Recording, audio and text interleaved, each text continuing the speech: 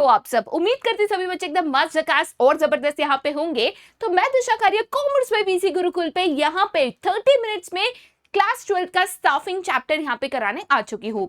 Staffing chapter की बात करोगे तो मीनिंग, प्रोसेस ऑफ स्टाफिंग, उसके अलावा सोर्सेस ऑफ रिक्रूटमेंट जो कि एक बहुत इंपॉर्टेंट टॉपिक है, सिलेक्शन प्रोसेस जिसमें सिलेक्शन टेस्ट अगेन एक इंपॉर्टेंट टॉपिक है, उसके अलावा ट्रेनिंग, उसकी इंपॉर्टेंस, उसके मेथड्स ऑफ ट्रेनिंग, सारे टॉपिक्स जो है यहाँ पे मैं आपके डिटेल में करा दूंगी। इंपॉर्टेंट टॉपिक्स की अगर आप बात करो तो उसका एक सेपरेट वीडियो मैं ऑलरेडी क्रिएट करके चैनल पर डाल चुकी हूँ। तो आप जानना चाहते हो क्लास 12 में कौन से टॉपिक से कितने क्वेश्चन बोर्ड एग्जाम में आ सकते हैं, वो वीडियो को जरूर देखिएगा। ठीक है, बाकी आज के लेक्चर की हम यहाँ पे शुरुआत करते हैं। स्टाफिंग चैप्टर जो है इसकी यहाँ पे शुरुआत करने हम जा रहे हैं। तो सबसे पहले अगर मैं स्टाफिंग चैप्टर की बात करूं बाबू, तो स्टाफिंग चैप्टर में हम हमेशा शुरुआत करते हैं विद द मीनिंग, उसके बाद उसका इंपॉर्टेंस, प्रोसेस, रिक्रूटमेंट, उसके एडवांटेजेस, डिसएडवांटेजेस, सोर्सेज, सिलेक्शन का प्रोसेस, ट्रेनिंग के बेनिफिट्स, मेथड्स ऑफ ट्रेनिंग, सब कुछ मैं आपको डिटेल में करा दूंगी। ओके, सबसे पहले अगर मैं मीनिंग ऑफ स्टाफिंग की बात करूं, so what do you mean by staffing? Staffing जो है कंपनी के ह्यूमन रिसोर्स और एम्प्लॉइज से यहाँ पे जुड़ा होता है। सिंपल शब्दों में स्टाफिंग का मतलब क्या होता है? Manning the organisational structure. इसके ऊपर एमसीक्यू भी आ सकता है। Dash function focuses on manning the organisational structure. तो ऑर्गेनाइजिंग पे जो हम एक ऑर्गेनाइजेशनल स्ट्रक्चर क्रिएट करते हैं, कंपनी को डिफरेंट डिपार्टमेंट्स पे यहाँ पे डिवाइड करते हैं, वो स्ट्रक्चर को ह्यूमन रिसोर्स से फिल करना, वहां पे मोस्ट कम्पिटिटिव एम्प्लॉइज को लाना, ये काम स्टाफिंग का होता है। उसके अलावा स्टाफिंग का एक one of the easiest definition है, that is the right person at the right place at the right time. ठीक है, चलिए तो स्टाफिंग की बात करोगे, स्टाफिंग का मतलब यहाँ पे क्या होता है? कंपनी की जो भी वेकेंट पोजीशंस है उसको मोस्ट कम्पिटेंट एम्प्लॉइज के साथ यहाँ पे फिल करना, and to ensure right person at the right place at the right time. ठीक है, इंपोर्टेंस या तो सिग्निफिकेंस ऑफ स्टाफिंग की बात करोगे, इंपोर्टेंस कहो, सिग्निफिकेंस कहो, it is one and the same. सबसे पहला पॉइंट है filling the job roles by obtaining competent personnel. तो ऐसा नहीं है कि मेरी कंपनी में वैकेंसी है, रास्ते में चलता गया एरा गहरा नत्थू कह रहा है, पहले व्यक्ति को लेकर आके वो पोजीशन मैंने फिल करी। मुझे ऐसा नहीं करना है। जो मोस्ट कंपीटेंट व्यक्ति है, जो उस पोजीशन के काबिल है, जिसके जो स्किल सेट से एक्सपीरियंस उस पोजीशन से मैच करते हैं, वही व्यक्ति मेरे को ढूंढ के लाना है। फॉर एग्जाम्पल, मेरी कंपनी में अगर मार्केटिंग की पोजीशन वेकेंट है तो मैं फाइनेंस का एक्सपर्ट लाकर मार्केटिंग का काम नहीं पकड़ा सकती। नेक्स्ट है that is placing the right person in the right place. Ensure करना कि जो व्यक्ति है उसकी स्किल्स है और जो मेरी जॉब पोजीशन की रिक्वायरमेंट है दोनों मैच करे, सो दैट वो काम अच्छे से एफिशिएंटली यहाँ पे कर पाए। ग्रोथ ऑफ एन एंटरप्राइज, जाहिर सी बात है कोई भी कंपनी सक्सेसफुल कब बनती है, कोई भी कंपनी अपने गोल्स कब अचीव करती है, कोई भी कंपनी अपने ऑब्जेक्टिव्स कब अचीव करती है, जब वो कंपनी में जो एम्प्लॉयज है एफिशिएंटली एंड इफेक्टिवली यहाँ पे परफॉर्म करता है। तो जब हम इंश्योर करते हैं right person at the right place at the right time, most competitive employees यहाँ पे कंपनी में लाके देते हैं, तो वी इंश्योर कंपनी ग्रो करे, कंपनी एक्सपैंड करे, कंपनी सक्सेसफुल बने। नेक्स्ट पॉइंट है optimum utilisation of human resource. Staffing कहीं ना कहीं दो प्रॉब्लम्स यहाँ पे अवॉइड करती है, the problem of over staffing and the problem of under staffing. अच्छा, ओवर स्टाफिंग का मतलब क्या होता है? फॉर एग्जांपल मान के चलो मुझे एक प्रोजेक्ट कंप्लीट करना है, वो प्रोजेक्ट कंप्लीट करने के लिए मुझे 10 एम्प्लॉयज की जरूरत है। अब मैंने कोई हिसाब किताब नहीं लगाया कितने एम्प्लॉयज लगेंगे, कहाँ कौन सा एम्प्लॉय लगेगा, मैंने अंदाजे से बोल दिया एक काम करते 15 एम्प्लॉयज लेकर आ जाता है। 10 जन का काम है, तुम उसके लिए 15 जन लेकर आओगे तो जाहिर सी बात है 5 जन की एक्स्ट्रा सैलरी, एक्स्ट्रा कॉस्ट जा रहा है, राइट? अच्छा, उल्टा केस हो गया, 10 जन का काम है और तुम 5 जन लेकर आ गए, तो 5 जन 10 जन का काम मतलब डबल काम कैसे करेंगे? तो काम अच्छे से होगा नहीं, एफिशिएंटली होगा नहीं, काम ढंग से कंप्लीट नहीं होगा। तो स्टाफिंग कहीं ना कहीं इंश्योर करता है कि जितने लोग चाहिए उतने अवेलेबल हो, ना जरूरत से ज्यादा हो जिससे कंपनी का कॉस्ट बढ़े, ना जरूरत से कम हो जिससे काम बिगड़े। नेक्स्ट है हेल्प इन कंपीटिंग। बाबू देखो, एज अ कॉम्पिटिटर मान के चलो कि आपका कोई कॉम्पिटिटर है, तो वो आपका जो प्रोडक्ट है, आपकी जो टेक्नोलॉजी है, आपकी जो पैकेजिंग है, वो कॉपी कर सकता है, डुप्लीकेट कर सकता है। एक ही ऐसी लौती रिसोर्स होती है कंपनी के पास, one of the major resource होता है जो कोई भी कॉम्पिटिटर डुप्लीकेट या कॉपी नहीं कर सकता, that is your human resource. तो अच्छा कॉम्पिटिटिव ह्यूमन रिसोर्स आपको एक कॉम्पिटिटिव एज देता है, आपके कॉम्पिटिटर से आगे रहने में, बेहतर बनने में आपकी मदद करता है। नेक्स्ट है improve job satisfaction and moral of the employees. जाहिर सी बात है कि अगर मैं एक एम्प्लॉय हूं, मुझे वो काम दिया गया जो मुझे आता है, जिसमें मेरा स्पेशलाइजेशन है, जिसमें मेरा एक्सपीरियंस एंड एक्सपर्टाइज है, तो मैं ऑब्वियसली उस काम को अच्छे से कर पाऊंगी, वो काम करके मुझे खुशी भी मिलेगी और मैं कॉन्फिडेंटली उस काम को यहाँ पे परफॉर्म कर पाऊंगी, right? Last but not the least, key to effectiveness of all the other functions of management. चाहे प्लानिंग करो, चाहे ऑर्गेनाइजिंग करो, चाहे डायरेक्टिंग करो, चाहे कंट्रोलिंग करो, काम करने के लिए, मैनेजरियल फंक्शंस परफॉर्म करने के लिए ऑब्वियसली आपको लोगों की जरूरत होती है। प्लानिंग करने के लिए एक्सपर्ट्स चाहिए, ऑर्गेनाइजेशन स्ट्रक्चर डिजाइन करने के लिए एक्सपर्ट्स चाहिए, और ये experts correct employ, competitive employ लाने का काम कौन करता है? स्टाफिंग करता है। तो स्टाफिंग कहीं ना कहीं इंश्योर करता है कि बाकी सारे फंक्शन जो है प्रॉपर्ली इफेक्टिवली यहाँ पे परफॉर्म हो। ठीक है, चलिए आगे जाते बेटा फिर टू द नेक्स्ट क्वेश्चन, जो कि है प्रोसेस ऑफ स्टाफिंग। अगर आप प्रोसेस कहते हो तो जाहिर सी बात है कि सीक्वेंस ऑफ स्टेप्स यहाँ पे इंपॉर्टेंट है। स्टेप ऊपर नीचे किया तो मार्क्स आपका यहाँ पे कट हो जाएगा। ओके, तो प्रोसेस ऑफ स्टाफिंग की अगर हम बात करें, सबसे पहला step in the staffing process होता है that is estimating man power requirement. ठीक है, estimation of man power requirement मतलब क्या? स्टाफिंग करने से पहले ये पता होना चाहिए मुझे कितने लोग और कौन से स्किल सेट के लोगों की जरूरत है, सो दैट मैं प्रॉब्लम ऑफ ओवर स्टाफिंग, जरूरत से ज्यादा लोग लाना, and problem of under staffing, जरूरत से कम लोग होना, अवॉइड कर सकूं। लेकिन ये मैं करूंगी कैसे? तो इसके 3 सब स्टेप्स होते हैं। सबसे पहला स्टेप होता है that is the workload analysis, कि भाई मुझे ये देखना है कि मुझे क्या काम है, कितना काम है, और उसके मुताबिक मुझे एग्जैक्टली कितने लोगों की और कौन से स्किल सेट की जरूरत है। एक बार ये कैलकुलेशन कर लिया, फॉर एग्जांपल मान के चलो आपका कैलकुलेशन आया कि आपको 100 एम्प्लॉइज की यहाँ पे जरूरत है। फिर आप सेकेंड स्टेप पे जाते हो दैट इज वर्कफोर्स एनालिसिस। अब वर्कफोर्स एनालिसिस में आप ये देखते हो कि अगर आपको ये प्रोजेक्ट करने के लिए 100 लोगों की जरूरत है, तो कुछ लोग तो ऑलरेडी आपकी कंपनी में काम कर रहे हैं, ऐसा तो नहीं कि आपके पास कोई भी एम्प्लॉइज नहीं है। तो कितने लोग हैं जो इस प्रोजेक्ट में काम कर सकते हैं? फॉर एग्जाम्पल मुझे 100 लोगों की जरूरत है, मेरे पास ऑलरेडी 70 लोग अवेलेबल है जो इस प्रोजेक्ट में मैं डाल सकती हूँ, जो इस प्रोजेक्ट का काम कर सकता है। अब मैं कंपैरिजन करूंगी, 100 लोग चाहिए, 70 लोग ऑलरेडी है, मतलब कितने लोग और लगेंगे? तो 30 लोग और लगेंगे। तो यही 30 लोगों का स्टाफिंग होगा ना, सो दैट जरूरत से ना ज्यादा लोग हो, ना जरूरत से कम लोग हो। तो फर्स्ट स्टेप होता है टू फाइंड आउट कि आपको एग्जैक्टली कितने और कौन से स्किल सेट के मैन पावर की रिक्वायरमेंट है, जिसके लिए 3 सब स्टेप्स परफॉर्म करते हैं, workload analysis, workforce analysis and दोनों का कंपैरिजन। एक बार पता चल गया कि 30 लोगों की मुझे जरूरत है, फिर मैं सेकंड स्टेप पे जाती हूं, that is my recruitment. Recruitment एक पॉजिटिव प्रोसेस है जो इंश्योर करता है कि कंपनी की वेकेंट पोजीशन के लिए हमें मैक्सिमम एप्लीकेंट्स यहां पे मिले। तो रिक्रूटमेंट क्या करता है? कंपनी की वेकेंट पोजीशंस को अलग अलग जगहों पे एडवर्टीजमेंट करके लोगों को अट्रैक्ट करता है to apply for the vacant positions, so that मेरे पास मैक्सिमम एप्लीकेंट्स हो और उनमें से मैं बेस्ट व्यक्ति को यहाँ पे चूज कर सकूं। एक बार रिक्रूटमेंट हो गया, आपके पास बहुत सारे एप्लीकेंट्स आ गए, फिर आप थर्ड स्टेप पे जाते हो, that is your selection process. Selection में हम out of all the available applicants, for example 30 लोगों की वैकेंसी थी, मेरे पास 300 एप्लीकेशंस आए, तो 300 एप्लीकेशंस में से मैं छटनी करती हूँ कि भाई कौन सा व्यक्ति कंपीटेंट है जिसको मुझे नौकरी देनी चाहिए। सिलेक्शन एक नेगेटिव प्रोसेस है क्योंकि यहाँ पे आप लोगों को कम करते हो, रिजेक्ट करते जाते हो। 30 लोग आपने सिलेक्ट कर लिए, उसके बाद नेक्स्ट स्टेप पे जाते हैं, that is placement and orientation. Placement and orientation में हम सबसे पहले 30 लोग हमने जो लाए कंपनी में, उन 30 लोगों को उनकी जॉब पोजीशन बताते हैं कि भाई आप मार्केटिंग मैनेजर हो, आप असिस्टेंट प्रोडक्शन मैनेजर हो, आप टीम लीडर हो, ठीक है, आप सप्लाई चेन मैनेजर हो, सबको उनकी क्या पोजीशंस है, क्या काम है, क्या जिम्मेदारियां हैं, क्या अथॉरिटी है, ये पहले बताते हैं। उसके बाद उनका एक ओरिएंटेशन होता है। ओरिएंटेशन कंपनी के न्यू एम्प्लॉयज के लिए किया जाता है, जहां पे कंपनी के रूल्स, रेगुलेशंस, प्रोसेस, टीम, तौर तरीके, इनसे उनको वाकिफ किया जाता है, राइट। ये करने के बाद हम नेक्स्ट स्टेप पे जाते हैं, that is training and development. कुछ वर्कर्स हैं जिनको ट्रेनिंग की जरूरत पड़ सकती है, उनको काम है, नया मशीन है, नई टेक्नोलॉजी है, वो सिखाने की जरूरत पड़ सकती है। ट्रेनिंग एक नैरो कंसेप्ट है जहां पे हम वर्कर को बस वही स्किल सिखाते हैं जो उनके काम के लिए, जो वो अच्छे से काम कर सके, उसके लिए जरूरी है।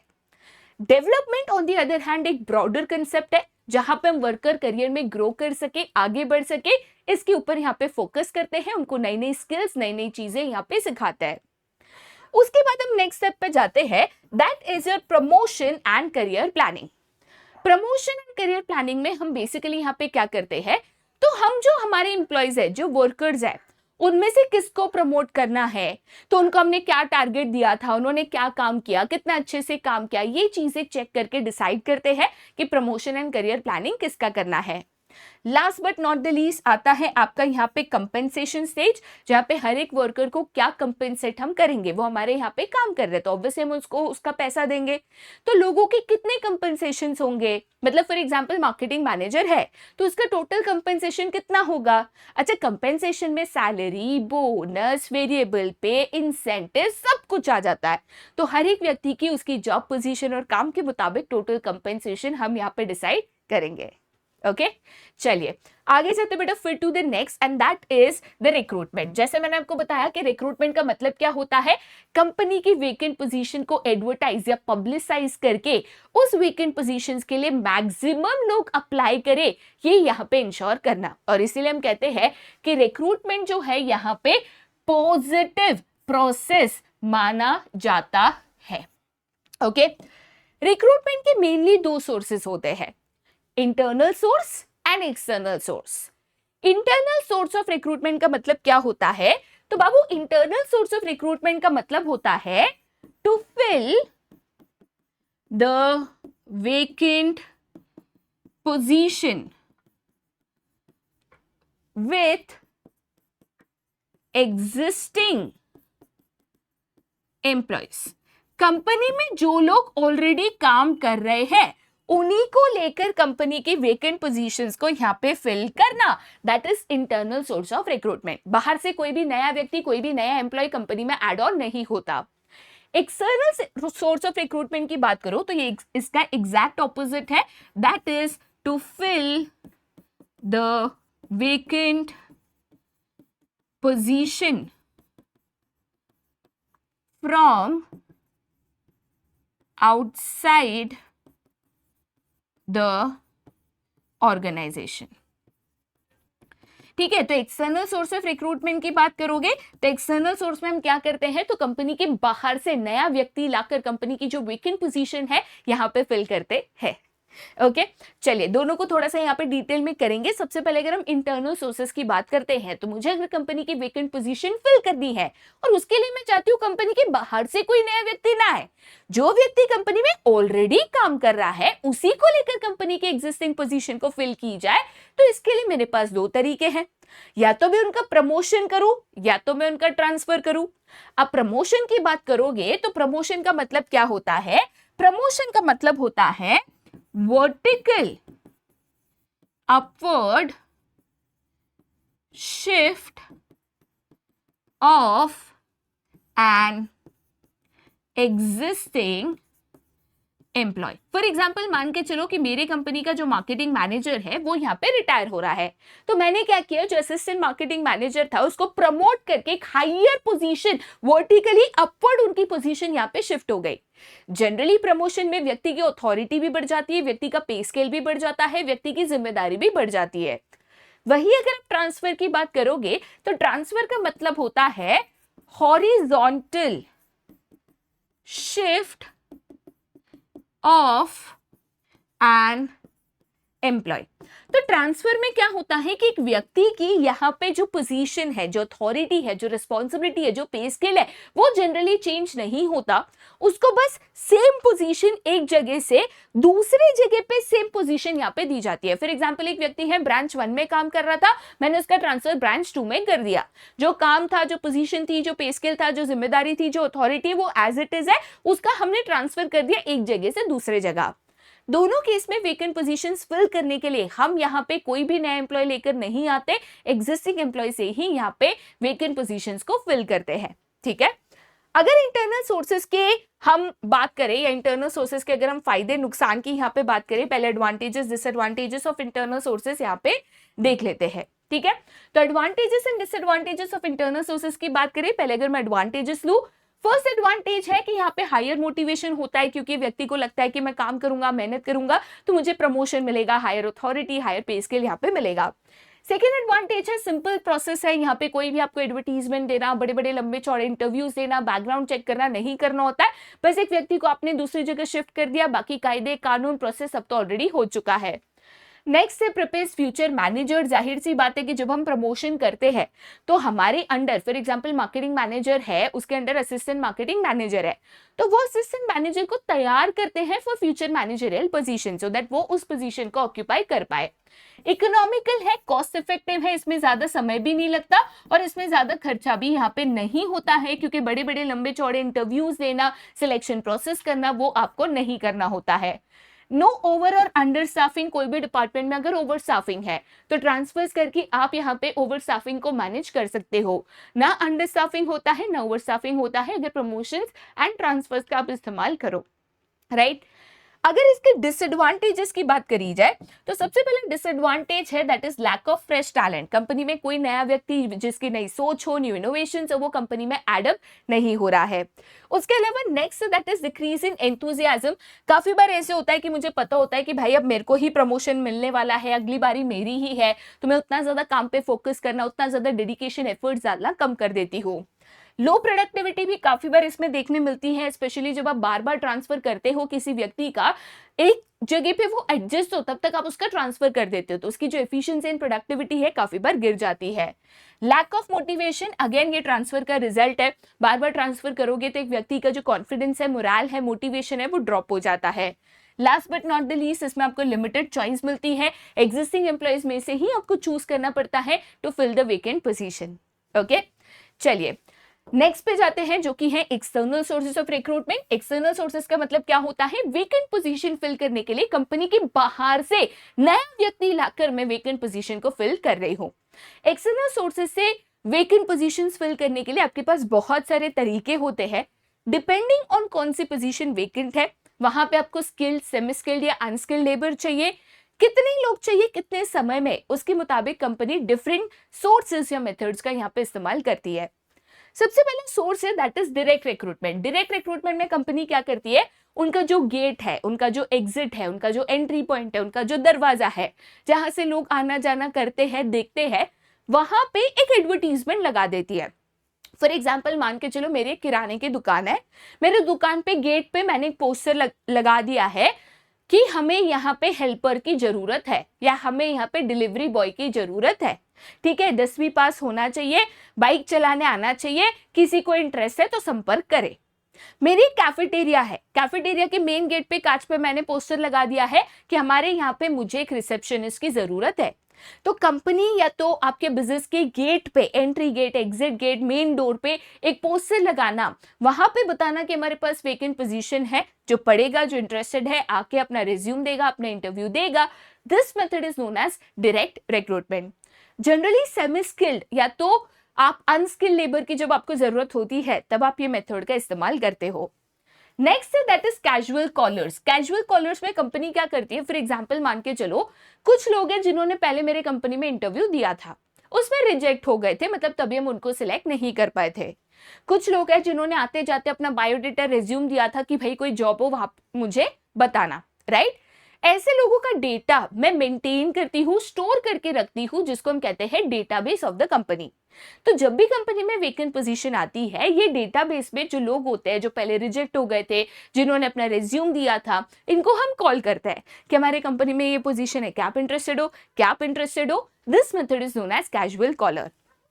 नेक्स्ट है दैट इज एडवर्टीजमेंट। यहाँ पे मैं एडवर्टीजमेंट ऑन न्यूज़पेपर की बात कर रही हूँ। तो बहुत सारे फेमस न्यूज़पेपर्स होते हैं, वहां पे भी आप जॉब वैकेंसीज के एडवर्टीजमेंट्स दे सकते हो। एडवर्टीजमेंट्स लोग देखते हैं, जो इंटरेस्टेड है वो अप्लाई करते हैं। इवन स्किल्ड एम्प्लॉयज के लिए ये मेथड काफी काम करता है। नेक्स्ट है दैट इज एम्प्लॉयमेंट एक्सचेंज। ये एक गवर्नमेंट इनिशिएटिव है जो गवर्नमेंट ने लॉन्च किया था, लोगों को रोजगार मिले, एम्प्लॉयमेंट अपॉर्चुनिटीज मिले उसके लिए। तो एम्प्लॉयमेंट एक्सचेंज बेसिकली एक लिंक या तो एक मीडिएटर के तौर पे काम करता है। मैं अगर एक जॉब सीकर हूं, मैं नौकरी की तलाश में हूं, मैं गवर्नमेंट की एम्प्लॉयमेंट एक्सचेंज की ऑफिस होती है, वहां पे जाऊंगी, वहां पे अपना बायोडेटा माने तो अपना रेज्यूम, जिसमें मेरी सारी डिटेल्स, मेरा नाम, मेरा एक्सपीरियंस, मेरी एजुकेशन क्वालिफिकेशन, सब कुछ उसमें मेंशन होगा, वो मैं सबमिट करके आ जाऊंगी। जो कंपनी जिनके पास वैकेंसीज है वो इन एम्प्लॉयमेंट एक्सचेंज से कांटेक्ट करके वहां से डेटा कलेक्ट करके ऐसे लोगों को रिक्रूट करते हैं। एम्प्लॉयमेंट एक्सचेंज गवर्नमेंट इनिशिएटिव है, इसके लिए कोई पैसा या फीस नहीं ली जाती। मेन काम एक ही है, लोगों को यहाँ पे रोजगार मिले। Next that is placement agencies and management consultant. काम वही करते हैं जो एम्प्लॉयमेंट एक्सचेंज करता है, बट ये आपको एक स्पेशलाइज सर्विस देते हैं जिसका ये चार्ज करता है। फॉर एग्जाम्पल, मेरी एक कंपनी है, मेरी कंपनी में बहुत सारी वैकेंसीज है। अब मैं तो एम्प्लॉयज ढूंढ ही रही हूँ, बट मुझे वैकेंसीज फटाफट फिल करनी है। तो placement agencies and management consultant ऐसे स्पेशलाइज सर्विसेज अलग अलग कंपनीज को देता है। वो मुझे कहता है कि आपकी पोजीशन, वेकेंट पोजीशन को मैं फिल करके देता हूँ, मैं आपको एक कंपिटेंट एम्प्लॉय यहाँ पे ढूंढ के देता हूँ, उसके बदले आप मेरे को फीस दे देना। तो यहाँ पे लोगों को ढूंढना, उनका फर्स्ट लाइन ऑफ इंटरव्यू लेना, देन उनको हमारे पास भेजना, ये काम प्लेसमेंट एजेंसीज करती है। यही काम जब हायर लेवल पोजीशंस के लिए होता है, जैसे सीईओ, सीएफओ, मैनेजिंग डायरेक्टर, तो वो काम मैनेजमेंट कंसल्टेंट्स करते हैं, क्योंकि वो हायर पोजीशन रिक्रूटमेंट करने में, मदद करने में एक्सपर्ट होता है। ये एक सर्विस ओरिएंटेड बिजनेस है जिसके लिए वो फीस या पैसा चार्ज करते हैं। नेक्स्ट है कैंपस रिक्रूटमेंट, जो एजुकेशनल इंस्टीट्यूट्स होते हैं, जैसे फॉर एग्जांपल एमबीए कॉलेजेस है, इंजीनियरिंग कॉलेजेस है, वहां पे कंपनीज जाकर जो बच्चे वहां पे पढ़ रहे हैं उनको एज फ्रेशर अपनी कंपनी में नौकरी देती है, रिक्रूटमेंट देती है। This is known as campus recruitment. Next है labour contractor. Labour contractor basically एक ऐसा व्यक्ति होता है जिनका अपने गांव में बहुत सारे लेबरर्स के साथ अच्छा कम्युनिकेशन एंड रिलेशन होता है। तो कम समय में अगर मुझे बहुत सारे अनस्किल्ड लेबर चाहिए, फॉर एग्जांपल मेरा कोई कंस्ट्रक्शन प्रोजेक्ट है, उसके लिए मुझे बहुत सारे अनस्किल्ड लेबर चाहिए कम समय में, तो मैं लेबर कॉन्ट्रैक्टर को बोलूंगी, वो मेरे लिए अनस्किल्ड लेबर अरेंज करने का काम करेंगे। ठीक है। नेक्स्ट है that is advertisement on television. जैसे आप न्यूज़पेपर में ऐड दे सकते हो, वैसे ही टीवी में भी आप अपनी वैकेंसीज की ऐड दे सकते हो। नेक्स्ट है that is web publishing. Web publishing का मतलब होता है वेबसाइट्स पे एडवर्टीजमेंट देना। अब कुछ ऐसी वेबसाइट्स है जो ये काम के लिए स्पेशलिस्ट है, जैसे naukri.com, monster.com, लिंक्डइन। कंपनीज की खुद की भी वेबसाइट्स होती है जिसमें करियर करके एक पेज होता है जहां पे कंपनीज अलग अलग पोजीशंस की अपनी वैकेंसीज जो है वहां पे पोस्ट करती है। नेक्स्ट है that is recommendation from present employees. जो लोग कंपनी में ऑलरेडी काम कर रहे हैं उनसे रिकमेंडेशन लेना कि भाई हमारी कंपनी में पोजीशन वेकेंट है, आपका कोई भाई, दोस्त, रिश्तेदार है जो इस पोजीशन में इंटरेस्टेड है, तो हमें जरूर बताइएगा। तो बहुत सारे मेथड्स है जो हम यूज करते हैं डिपेंडिंग ऑन कितनी अर्जेंसी है, कौन सा टाइप ऑफ हमें लेबर चाहिए, स्किल्ड, सेमी स्किल्ड, अनस्किल्ड, हम डिफरेंट सोर्सेज का इस्तेमाल कर सकते हैं। कंपनी एक साथ मल्टीपल सोर्सेज का भी इस्तेमाल कर सकती है। ओके। एक्सटर्नल सोर्सेज के अगर मैं एडवांटेजेस डिसएडवांटेजेस की बात करूं, एडवांटेज है सबसे पहला कि आपको फ्रेश टैलेंट यहाँ पे मिलता है, तो नए लोग आते हैं, उनकी नई सोच, इनोवेशन, नई टेक्निकल स्किल्स, इसका बेनिफिट कंपनी को मिल सकता है। ज्यादा चॉइस मिलती है, 10 वैकेंसीज के लिए हजारों एप्लीकेशंस आते हैं, तो आप best possible competent employee choose कर सकते हो। क्वालिफाइड पर्सनल आपको मिलेगा जो उस पर्टिकुलर पोजीशन के लिए कंपीटेंट है, काफी ज्यादा स्किल्ड है, इसके चांसेस भी बढ़ जाते हैं। लेटेस्ट टेक्नोलॉजी नॉलेज उसके पास हो सकती है क्योंकि उसने अलग कंपनी, अलग टेक्नोलॉजीज पे काम किया हो सकता है।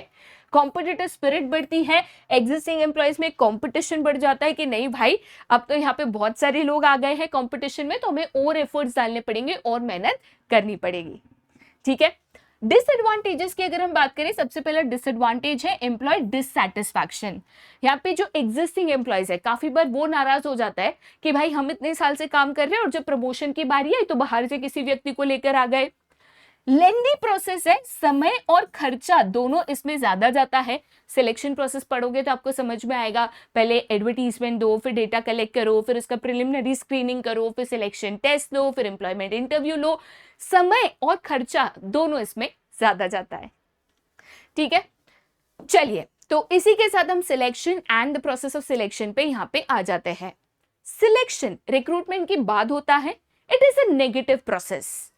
मेरी जो वैकेंसीज है उसके अगेंस्ट जो मुझे जॉब एप्लीकेशंस आई, जिन्होंने उस वेकेंट पोजीशंस के लिए अप्लाई किया, अब मुझे उसमें से छटनी करनी है। जो कंपीटेंट है उनको सिलेक्ट करना है, जो उस पोजीशन के हिसाब से नहीं है उनको रिजेक्ट करना है। तो selecting the best and the most competent employee out of all the available applicants, इस प्रोसेस को हम कहते हैं द प्रोसेस ऑफ सिलेक्शन। क्या कहते हैं? The process of selection. ये एक नेगेटिव प्रोसेस माना जाता है। ओके। सिलेक्शन प्रोसेस की बात करें तो अगेन प्रोसेस है तो सीक्वेंस ऑफ स्टेप्स इंपॉर्टेंट है। स्टेप बिल्कुल भी ऊपर नीचे आगे पीछे नहीं होना चाहिए। सबसे पहला स्टेप है that is preliminary screening. Preliminary screening में हम क्या करते हैं, हम अपनी रिक्वायरमेंट्स और सामने वाले का जो बायोडेटा आया उसको मैच करते हैं। फॉर एग्जाम्पल, मैंने बोला कि मेरे कंपनी में मार्केटिंग मैनेजर की पोजीशन वेकेंट है, करेक्ट है। उसके लिए मुझे एक ऐसा व्यक्ति चाहिए जिसके पास एमबीए इन मार्केटिंग हो और 5 साल का एक्सपीरियंस हो, जिसमें से कम 1 साल मैनेजरियल पोजीशन का होना चाहिए। अब एक व्यक्ति का रेज्यूम आया, बायोडेटा आया, उसके पास एमबीए तो है लेकिन सिर्फ 2 साल का एक्सपीरियंस है, तो मेरी रिक्वायरमेंट और उसका जो बायोडेटा है मैच नहीं कर रहा। क्या करूंगी? रिजेक्ट। जिसका मैच करेगा उसको क्या करूंगी? एक्सेप्ट। तो इस प्रोसेस को हम कहते हैं प्रिलिमिनरी स्क्रीनिंग। उसके बाद हम यहाँ पे कंडक्ट करते हैं different types of selection test. वैसे तो टोटल यहाँ पे आपके 5 टाइप के सिलेक्शन टेस्ट होते हैं, लेकिन कंपनी टू कंपनी डिपेंड करता है कि उनको कौन से टाइप ऑफ टेस्ट कौन से पोजीशंस के लिए कंडक्ट करना है। सबसे पहले सिलेक्शन टेस्ट है, that is the intelligence test, जिसको हम आईक्यू इंटेलिजेंस क्वोशिएंट टेस्ट भी यहाँ पे बोल सकते हैं। इस टेस्ट के दौरान हम एक व्यक्ति की जो डिसीजन मेकिंग कैपेबिलिटी है, जो नॉलेज एंड इंटेलेक्चुअल लेवल है, वो मेजर करने की कोशिश करते हैं। नेक्स्ट है that is the aptitude test, जिसपे हम एक व्यक्ति की जो लर्निंग एबिलिटी है कि चलो उसको अगर कल उठ के कोई नई चीज सिखानी पड़ी तो वो उसको कितनी जल्दी सीख पाएगा, ये मेजर करते हैं। The next is personality test, जिसमें हम एक व्यक्ति की जो पर्सनैलिटी है, जो इमोशंस है, जो सोच है, ठीक है, कितना गुस्सा आता है, कितने इमोशनल है, कितना मतलब ऐसे भावनाओं में बह जाते हैं, ये चीज यहाँ पे चेक करने की कोशिश करते हैं। Next is your trade test, जहां पे हम existing skills of an employee measure करते हैं। फॉर एग्जांपल, एम्प्लॉय कहता है कि मुझे माइक्रोसॉफ्ट एक्सेल आता है, तो एक्सेल कितने अच्छे से आता है, सिर्फ बेसिक आता है कि पूरा प्रो लेवल का आता है, ये हम यहाँ पे चेक करते हैं। Last but not the least इसे इंटरेस्ट टेस्ट, जहां पे एक व्यक्ति का इंटरेस्ट किस चीज में है, किस चीज में उसको ज्यादा यहाँ पे मजा आता है, वो चेक करने की हम यहाँ पे कोशिश करते हैं। Okay, the next step is employment interview. जो लोग सिलेक्शन टेस्ट पास करते हैं वो नेक्स्ट लेवल पे जाते हैं, जहां पे face to face interview conduct किया जाता है। एक इंटरव्यू पैनल होता है, पैनल ऑफ एक्सपर्ट्स होते हैं जो सामने वाले कैंडिडेट को सवाल पूछते हैं और उसके जो आंसर्स है उसके बेसिस पे उसको यहाँ पे जज करने की कोशिश करते हैं। जो लोग ये इंटरव्यू क्लियर करते हैं उनका रेफरेंस एंड बैकग्राउंड चेक किया जाता है। Basically reference and background check important होता है, जिसमें हम एक व्यक्ति का जो प्रीवियस हिस्ट्री है, जहां पे उसने काम किया वहां पे कोई गड़बड़ घोटाला तो नहीं किया, उसने जो डॉक्यूमेंट्स दिए उसमें कुछ फर्जी तो नहीं है, कुछ उसके ऊपर पुलिस केस वेस तो नहीं चल रहा, ये चीजें चेक करने की कोशिश करते हैं। ये लेवल क्लियर होने के बाद हम यहाँ पे सिलेक्शन डिसीजन ले लेते हैं। मान के चलो यहाँ पे रेफरेंस एंड बैकग्राउंड चेक 10 लोगों ने क्लियर किया, तो उसमें से मुझे सिर्फ 5 लोगों को नौकरी देनी है, तो टॉप 5 कैंडिडेट कौन से हैं जिनको मैं ये पोजीशन ऑफर करना चाहूंगी, ये डिसीजन यहाँ पे लिया जाता है। जिनको सिलेक्ट करते हैं उनका एक बेसिक मेडिकल एग्जामिनेशन होता है, जिसको हम बोलते हैं फिटनेस टेस्ट। काफी कंपनीज बोलती है कि आप अपने डॉक्टर से फिटनेस सर्टिफिकेट लेकर आइए। काफी कंपनीज के खुद के पैनल डॉक्टर्स होते हैं जो ये फिटनेस टेस्ट यहाँ पे कराते हैं। बेसिक फिटनेस टेस्ट होता है कि आपका बोलना सुनना सब कुछ एकदम सही से होता है कि नहीं। नेक्स्ट है that is the job offer. Medical examination clear हो गई तो हम उन लोगों को जॉब ऑफर देते हैं। जॉब ऑफर का मतलब है कि मैं आपको मेरी कंपनी में जॉब ऑफर कर रही हूँ, कौन सी पोजीशन होगी, कितना पेमेंट होगा, क्या जिम्मेदारियां होगी, सब कुछ इसमें क्लियरली मेंशन्ड होता है। अब एक एम्प्लॉय या कैंडिडेट के पास ऑप्शन है, या तो इस ऑफर को एक्सेप्ट करे, या तो उसको रिजेक्ट करे, या तो उसको नेगोशिएट करे। अगर मुझे लगता है सब कुछ सही है, मैं बोलती हूँ चलो सब कुछ चंगा है, मैं ये ऑफर लेने के लिए तैयार हूँ। मैं कहती हूँ नहीं नहीं उसमें मुझे ये बदलाव चाहिए, सैलरी ज्यादा चाहिए, तो मैं नेगोशिएट भी कर सकती हूँ। मैं कहती हूँ कि नहीं नहीं मुझे दूसरे कंपनी से बेटर ऑफर है, मैं वहां जाना चाहूंगी, तो मैं रिजेक्ट भी कर सकती हूँ। जो लोग ये जॉब ऑफर को एक्सेप्ट करते हैं उनके साथ कंपनी एक कॉन्ट्रैक्ट ऑफ एम्प्लॉयमेंट साइन करती है। याद रखना ये एक लीगल डॉक्यूमेंट है जो एम्प्लॉय और एम्प्लॉयर दोनों के ऊपर बाइंडिंग हो जाता है। इसमें आपकी जॉब, उसकी रिस्पॉन्सिबिलिटी, सारे टर्म्स एंड कंडीशन सब कुछ डिटेल में मेंशन होता है, और एक बार आपके एम्प्लॉयर और आपने उस पर साइन कर दिया तो आपको उसको मानना ही मानना है। ओके, चलिए आगे जाते बेटा फिर to the next that is training and development. अगर ट्रेनिंग एंड डेवलपमेंट की बात करोगे, ट्रेनिंग अलग कंसेप्ट है, डेवलपमेंट अलग कंसेप्ट है। ट्रेनिंग नैरो कंसेप्ट है जो फोकस करता है सिर्फ एक चीज पे कि भाई मेरा एम्प्लॉय अपना काम बहुत अच्छे से कर सके, उसके लिए उसको जो चीजें सिखानी है मैं बस वही चीजें सिखाऊंगी, राइट। तो ट्रेनिंग इंश्योर करता है to give skills that an employee requires to perform his work efficiently and effectively. Okay, development की बात करोगे, ये एक ब्रॉडर कंसेप्ट है जहां पे हम फोकस करते हैं कि एक एम्प्लॉय अपने करियर में ग्रो करे, अपने करियर में आगे बढ़े, इसके लिए उसको नई स्किल्स, नई चीजें यहाँ पे सिखाना, सो दैट वो अपने करियर में यहाँ पे आगे बढ़ सके, राइट। ऑब्वियसली ट्रेनिंग अगर आप एम्प्लॉयज को दोगे तो उसका एक कॉस्ट होगा। मैं एम्प्लॉयज को ट्रेन करूंगी तो ट्रेनर की फीस, बाकी कॉस्ट, ये इंक्लूड तो होगा। तो हम एम्प्लॉयज को ट्रेनिंग क्यों देते हैं एज एन ऑर्गेनाइजेशन, मुझे उसका क्या बेनिफिट है? इंपॉर्टेंट क्वेश्चन है, बोर्ड एग्जाम में रिपीटेटिवली पूछा जाता है।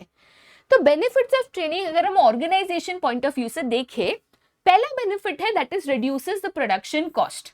अब देखो, मेरे को मशीन चलानी नहीं आती तो मैं बार बार गलती करूंगी, चीजें खराब होगी, रिसोर्स खराब होगा, रिसोर्स वेस्ट होगा, इससे कंपनी का कॉस्ट बढ़ेगा। अच्छा, मेरे को ट्रेनिंग दी, सब कुछ सही से चलाना सिखा दिया, अब ये गलतियां नहीं होगी तो रिसोर्सेज वेस्ट नहीं होंगे तो कॉस्ट बचेगा। नेक्स्ट है that is higher productivity.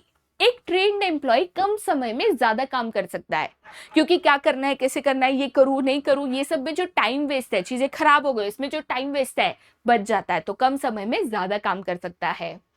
Prepares future managers, future में मैनेजर बनने के लिए जो ट्रेनिंग लगती है, जो एक्सपीरियंस लगता है, यहाँ से दिया जा सकता है। Better response to fast changing business environment, मान के चलो कि आपका टेक्नोलॉजिकल एनवायरनमेंट चेंज हो गया, नई टेक्नोलॉजी, नई मशीनरी यहाँ पे आ गई, तो नई मशीनरी, नई टेक्नोलॉजी उसको सिखाना, ये भी यहाँ पे इंपॉर्टेंट है।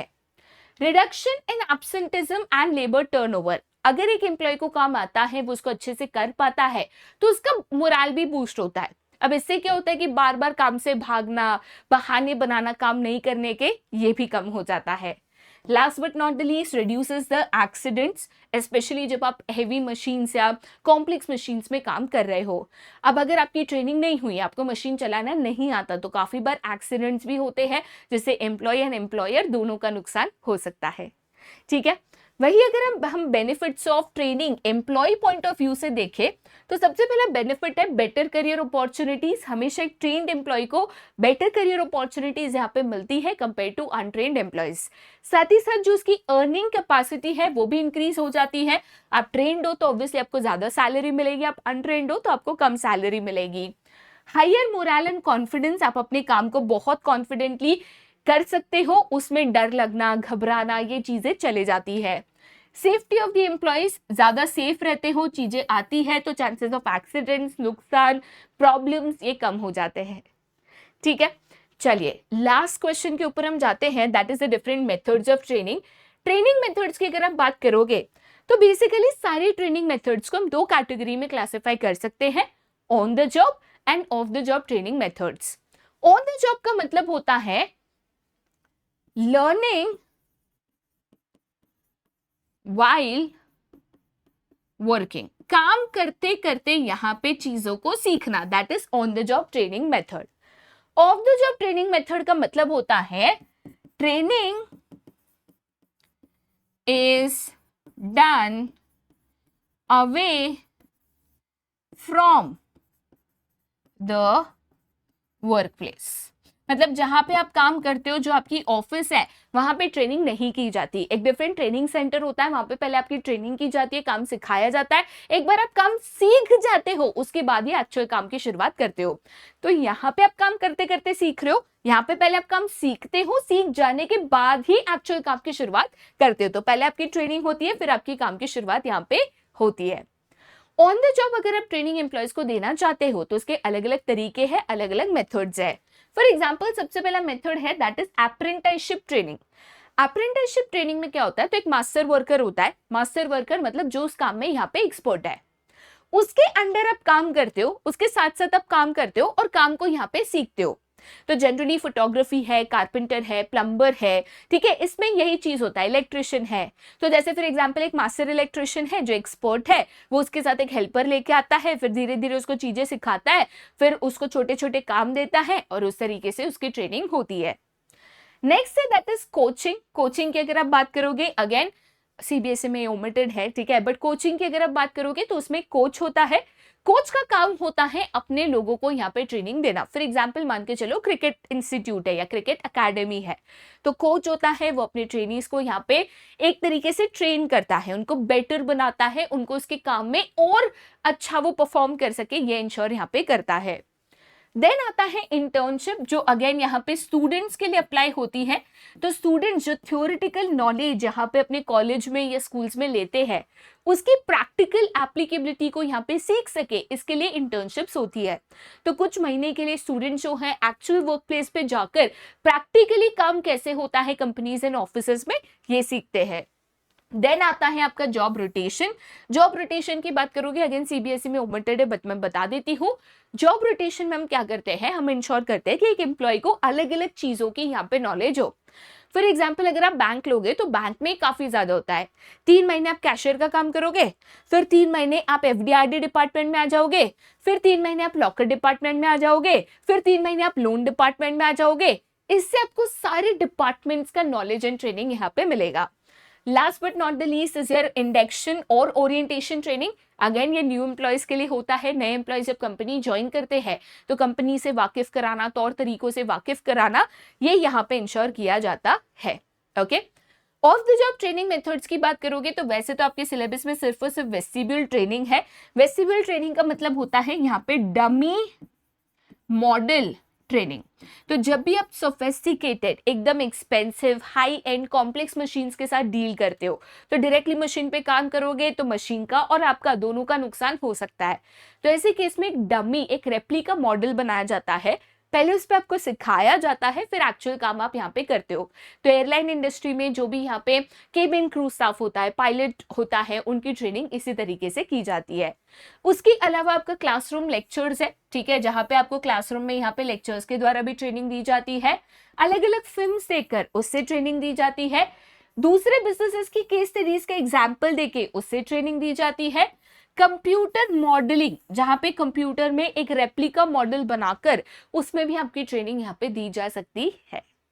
ओके, तो इसी के साथ जो लेक्चर है वो तो हम यहाँ पे खत्म कर रहे हैं, पर जाने से पहले एक छोटा सा सवाल मैं आपसे यहाँ पे पूछना चाहूंगी। पिक्चर बेस्ड क्वेश्चन है, जहाँ पे क्वेश्चन कहता है कि इस पर्टिकुलर पिक्चर को आप देखिए और इस पिक्चर से आइडेंटिफाई करिए कि इसमें कौन सा एक्सटर्नल सोर्स ऑफ रिक्रूटमेंट यहाँ पे मेंशन्ड है। जो भी आपका आंसर है नीचे कमेंट करके मेरे को बताना है, जिससे ये क्लियर हो जाए मेरे दोस्त कि आपके लिए कंसेप्ट क्लियर है कि नहीं। ठीक है, तो इसी के साथ आज का लेक्चर जो है हम यहाँ पे खत्म करते हैं। सो आज के लिए यहीं पे tata, bye bye, see you, take care and have a great day.